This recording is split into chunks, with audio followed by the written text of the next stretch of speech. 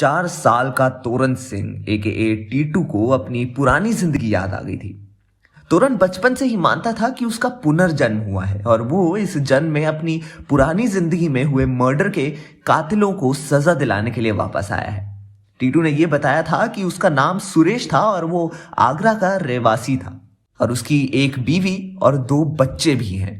टीटू को इतना तक याद था कि वो एक रेडियो स्टोर में काम करता था और अपनी जिंदगी अच्छे से काट रहा था। टीटू को सब एक साथ ही याद आ गया था कि उसकी मौत ऐसे ही नहीं हुई थी।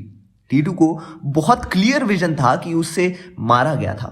टीटू ये बात अपने माँ बाप को जब शुरुआत में बताता था तब उन्हें लगता था कि वो बस कहानियां बना रहा है, मगर बाद में टीटू की बेचैनी बढ़ती जा रही थी। उसका ये जन्म जरूर ही बदला लेने के लिए हुआ है, इसीलिए अब उसे कातिलों को सजा दिलाए बगैर नींद ही नहीं आती थी। अपने माँ बाप को उसने और भी कई बातें बताई कि जैसे पिछले जन्म में उसका दिन कैसे होता था, उसे क्या क्या पसंद था और सबसे बड़ी बात यह कि उसका स्वभाव कैसा था। टीटू खुद को जिद्दी और ढीठ मानता था पिछले जन्म में और यही कारण था उसकी मौत का। कुछ साल बाद जब ये सभी बातें बढ़ गई तो टीटू और उसके माँ बाप आगरा चल दिए। वहां उन्होंने सुरेश का और उसके परिवार का पता लगाया। टीटू ने बताया था कि उसकी मौत सर पर गोली लगने की वजह से हुई थी। टीटू के सर पर गोली का निशान का हल्का सा बर्थ मार्क भी था। जब टीटू और उसके माँ बाप सुरेश की पत्नी से मिले तब उसने उसकी पत्नी से कंफर्म किया कि उसकी गोली लगने की वजह से ही मौत हुई थी। और तो और जिस तरफ टीटू का बर्थ मार्क है, गोली उसी दिशा में लगी थी।